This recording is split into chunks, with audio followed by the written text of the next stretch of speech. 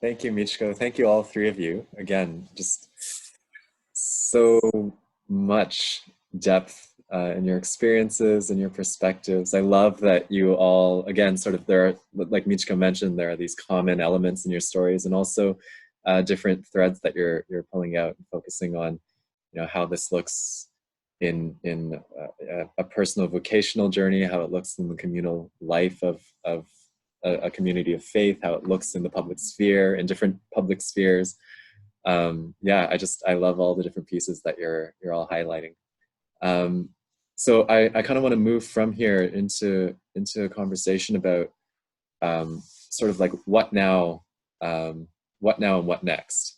And the question I have posed is where and how does the church need to move to witness against anti-LGBTQ plus hate in our world today? So what is sort of this, where is the stance, or what is the witness that the church needs to bear in this time? I'm pasting that in the chat too, just so you have it in front of you. And so, what are the issues? What are the challenges? Where is the hope?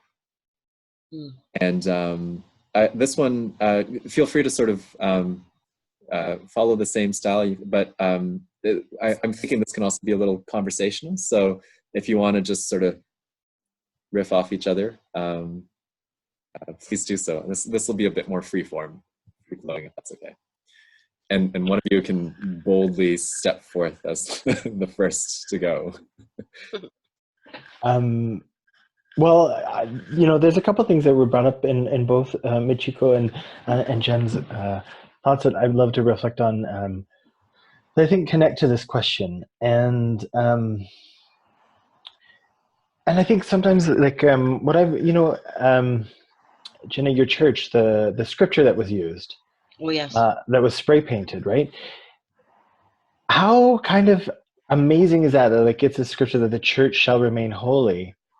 It's like, and then, Michiko, this person on your wall, right? It's telling you you're going to hell. How are these, maybe these are people coming to us looking for ministry, looking for support. And this is the only way that they know how to do that.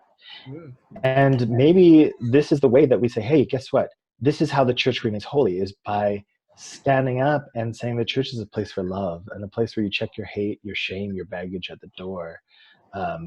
And Michiko, in the same way, it's like we all encounter this, right, sort of stuff. And it's like you sort of aptly said, like, we don't know who this person is, where they're coming from, what they're posting, and the nuance of their story. And so how do we like sit through our first reaction, because we're going to have reactions, this is superhuman, right, and then see like, okay, this is a job. How do we hold space for some healing here? And somebody brought to my attention, I can't remember where I read this, but ideologies are living things. And I kind of like looking at this way. And in understanding, in grief counseling, the sort of 5 stages of grief Elizabeth Kubler-Ross describes,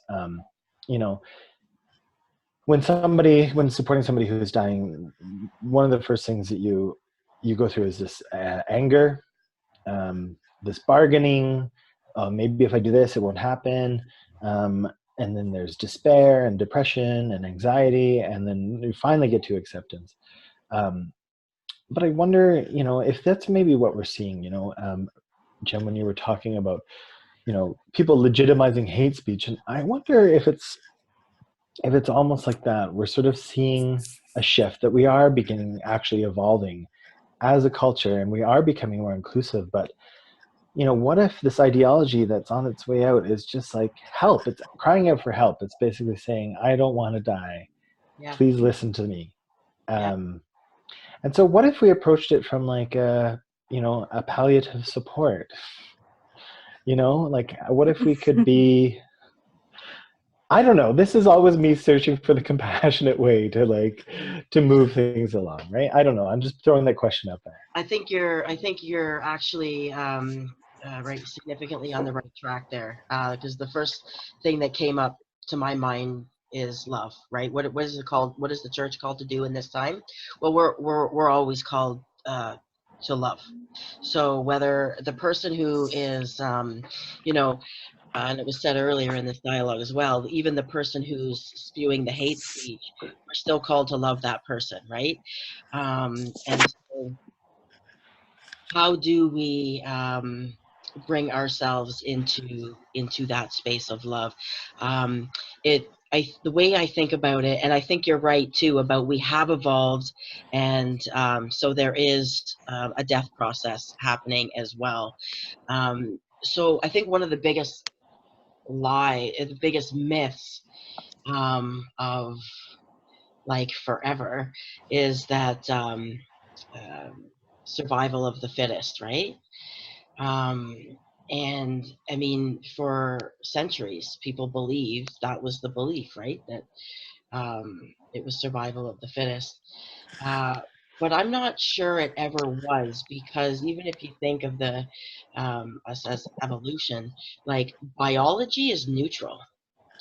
So the fact that we have this great capacity for love is what suggests to me that there's something larger than ourselves at play. And if love is our capacity for love, so our capacity to live in communities and societies and not to leave the suffering and the sick behind, these are the things that suggest to me that there's a power greater than ourselves. And if that's been the case, then it's always been survival of the most compassionate.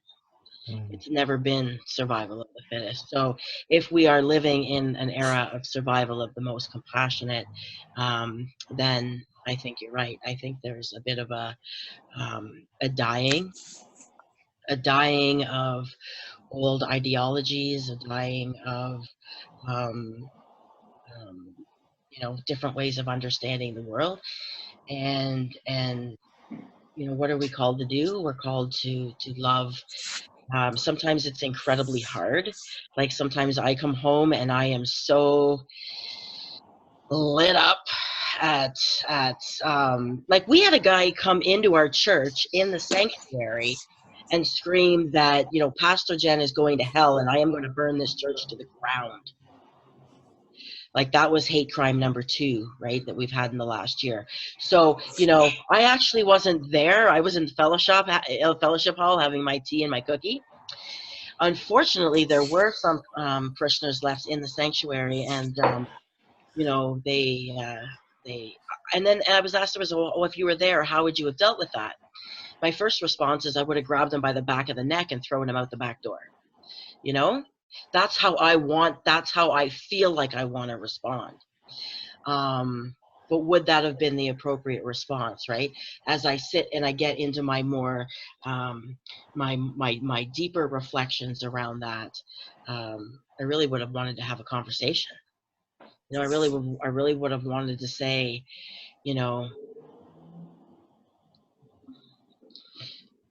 can we sit down? Can we figure out a way where we can understand each other, where we can at least be civil in dialogue and have have conversations, right, that are civil. And I don't know, like I don't know. I don't see a lot of willingness for people, and maybe this is just me and maybe I'm wrong, but for the people who are spewing the hate, I don't see the willingness to come to the table and dialogue either. So how do we hold in a palliative sense something that is dying but refuses to recognize that they're dying? Right? It's like when I walk into a hospice, those people know they are dying. But I don't think these people know that there's something that is dying. And I'll end this with we talk at Emmanuel a lot about fear-based thinking versus love-based thinking, deficit language versus asset-based. We're intentionally building asset-based community, which is asset-based asset-based community development, ABCD. So we're going back and learning our ABCDs. And fundamentalism is basically a fear response to modernity, right? Most of us would have learned this in seminary or university, right? So fundamentalism is basically a fear response to modernity. And so anything that is created in fear will breed fear. Anything that is created in love will breed love. And so, you know,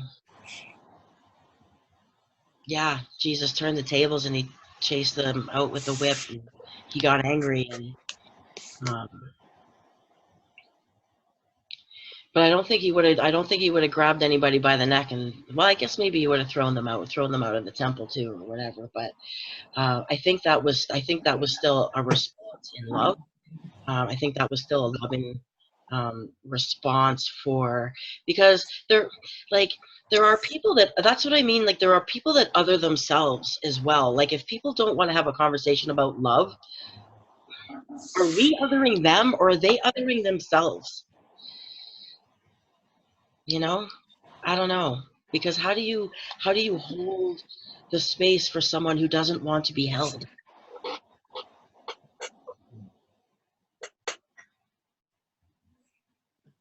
I think some of the first stages of grief are the trickiest ones. And denial is one of the first one, and anger. Denial. And Yeah.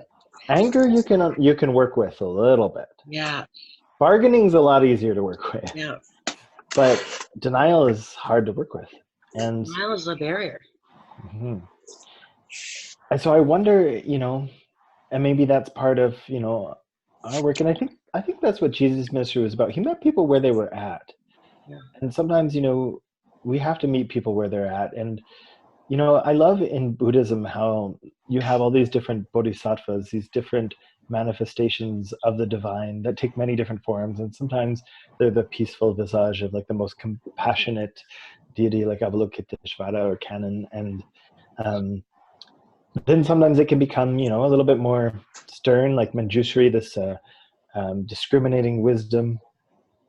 And then if that doesn't work, the smile no longer works. You pick up the flaming sword of discriminating wisdom and you become one of the Vaida Bharava, the adamantine terrifiers, and you cut through all the lower truths with like the sword of like ultimate truth. And there seems to be like some violence in that. But what if it's like, if you think of it like a mama bear, like you see your kid running into the street and you're gonna scream and you're gonna grab that kid, Yeah. and you're gonna save their life. You're gonna scare yourself and you're gonna scare the kid. You're scare everyone watching, but you'll do somebody a solid, right?